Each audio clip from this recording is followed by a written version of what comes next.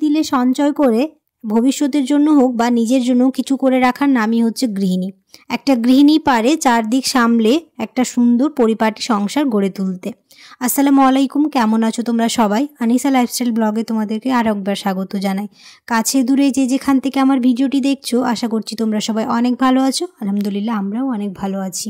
আমাদের মধ্যবিত্ত সংসারে হাত খরচের টাকা থেকে বাঁচিয়ে যখন আমরা কোনো একটা বড় জিনিস বা ছোট জিনিসই কিনি, কতটা খুশি হই সেটা আমরা সবাই জানি। সেই জিনিসটা ছোট হোক বা বড়। আর যদি কোনো জিনিস নিজের টাকায় নিজের ইচ্ছে পূরণ করতে পারি, তার তো কোনো কথাই হয় না। সেই খুশিটা তো আর এক অন্য লেভেলের হয়। প্রত্যেকটা মেয়েরই একটা স্বপ্ন, বাড়িটাকে নতুন করে স্বপ্নের মতো সাজাতে। সে রান্নাঘর হোক বা নিজের ড্রয়িং রুম মনের মতো করে সাজাতে। তো আজ ড্রয়িং রুম সাজানোর জন্যই নতুন জিনিস কিনেছি। কি কিনেছি আজকের ভিডিওতেই তোমরা দেখতে পাবে ভিডিওর শেষে, তো পুরো ভিডিওটা দেখতে থাকো। তো প্রতিদিনের মতোই সকালবেলা উঠে ব্রেকফাস্ট সেরে কাজে লেগে পড়েছি। তো প্রথমেই রান্নাঘরটাই ক্লিন করে নিচ্ছি, কারণ সব মেয়েদেরই পছন্দের একটা জায়গা হলো বাড়ির মধ্যে রান্নাঘর।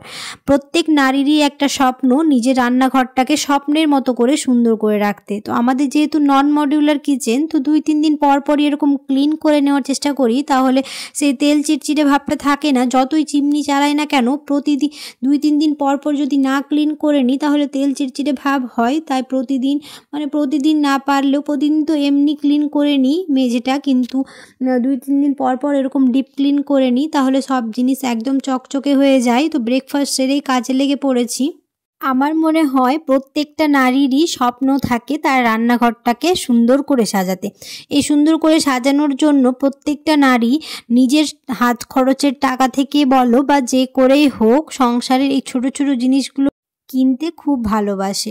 বরাবরই সব মেয়েরাই এরকম হয়, ব্যতিক্রম একটা দুটো আলাদা হতেই পারে, যে অনেকেরই পছন্দ হয় না, কিন্তু অনেকে আবার বাড়িঘর সাজাতে খুব ভালোবাসে।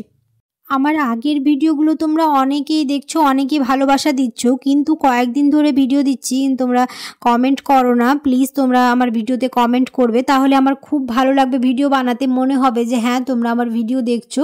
অবশ্যই ভিডিওগুলো দেখে স্কিপ করে যাবে না, ভিডিওটাতে একটা লাইক করে দেবে। আর যারা এখনও চ্যানেলটিকে আমার সাবস্ক্রাইব করোনি, অবশ্যই সাবস্ক্রাইব করে পাশে থাকা বেল আইকনটাকে প্রেস করতে একদমই ভুলবে না, তাহলে সময় মতো নোটিফিকেশান পেয়ে যাবে।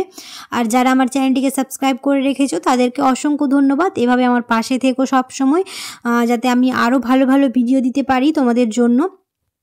প্রতিদিন তো এরকম ক্লিন করে নিই একটু একটু করে, কিন্তু ডিপ ক্লিন যদি 2-3 দিন পর পরই রান্নাঘর হোক বা রুম বা ড্রয়িং রুম হোক না কেন, 2-3 দিন পর যদি ডিপ ক্লিন করে নিই আমরা, তাহলে অতটা নোংরা হয় না। আমাদের বাড়িতে প্রচুর ধুলো হয়, তো ফার্নিচারগুলো এমনি প্রতিদিনই ক্লিন করি, কিন্তু ডিপ ক্লিন ওই সপ্তাহে 2 দিন করে করা হয়। রান্নাঘরটায় বেশি করার চেষ্টা করি, কারণ রান্নাঘরে একটু তেল চিটচিটে হয় রান্না করার জন্য, তো রান্নাঘরটা 2 দিন পর পরই করি। আর ড্রয়িং রুমগুলো সপ্তাহে 2 দিন করে ডিপ ক্লিন করে নিই। তো গল্প করতে করতে প্রায় হাফ কাজ হয়ে গেল, আর একটুখানি আছে, তাহলে কিচেনটা হয়ে যাবে। এখন যেহেতু উপরে রান্না হচ্ছে শীতকালের জন্য, তো নিচের রান্নাঘরটা তেমনভাবে নোংরা হয় না, তারপরেও ওই যে চা তারপর এমনি ছোটোখাটো জিনিসগুলো হয়, ওটার জন্য একটুখানি ক্লিন করে নিই। আজ তাড়াতাড়ি লাঞ্চ করছি, কারণ কিনতে যাব সেটা তো তোমরা দেখতেই পাবে। আজ লাঞ্চে আছে হচ্ছে শীতকালীন সবজি দিয়ে খিচুড়ি, আর বেগুন ভাজা, মাছ ভাজা আর পাঁপড় ভাজা। এই সময়টা সব সবজি পাওয়া যায়, তো খিচুড়ি খেতে খুব ভালো লাগবে, আর এটা খুব হেলদি হয় খিচুড়িটা। তাই আজ খিচুড়ি ছিল দুপুরের খাবার। ঝটপট করে খেয়ে নিয়ে আমরা বেরিয়ে পড়েছিলাম আর চলে এসেছি হচ্ছে কেনার জন্য। তো কিনতে এসেছি হচ্ছে সোফা। কোন সোফাটা নিব সেটা তো তোমাদের সাথে শেয়ার করবোই। তো এখানে অনেক সুন্দর সুন্দর জিনিস আছে, আলমারিগুলোও খুব সুন্দর দেখতে। তো আলমারিগুলো 4 পাল্লার, তারপর 3 পাল্লারও আছে, তো অনেক জিনিসই ভালো লাগলো। তো এখন আমাদের শুধু সোফাটাই কেনার আছে, তো সোফাটা দেখছি আর বাকি জিনিসগুলো ঘুরে ঘুরে দেখছি। এখন যেহেতু এগুলো দরকারই নেই, তো এমনি শুধু ঘুরে ঘুরে দেখে নিচ্ছে। আলমারিগুলো অনেক সুন্দর দেখতে। অনেক সোফাও ভালো লাগলো। এল সোফাটা তো এখন নিচ্ছি না, তো ওইগুলো এমনি শুধু ঘুরে ঘুরে দেখলাম, আর পুরো শোরুমটা এখন ঘুরে ঘুরে দেখে নিচ্ছি। এখানে অনেকগুলোই প্রায় সোফা রাখা হয়েছে, কোনটা নিয়েছি পরে তোমাদের ভিডিওতে শেয়ার করে দেব। সংসারের জন্য কেনাকাটা করতে মেয়েরা বরাবরই পছন্দ করে। আশা করছি আমার আজকের ভিডিওটা তোমাদের ভালো লেগেছে। আর কোনটা নিয়েছি অবশ্যই পরের ভিডিওতে শেয়ার করব। আমাদের ফাইনালও হয়ে গেছে, তো এখানে এখন চা খাচ্ছি, বাকি বিল মিটিয়ে তারপর চলে যাব বাড়ি। আর বাড়ি গিয়ে দেখাবো, আজকের ভিডিওতে আর দেখাচ্ছি না, পরের ভিডিওতে তোমাদের দেখাবো কোন সোফাটা নিয়েছি।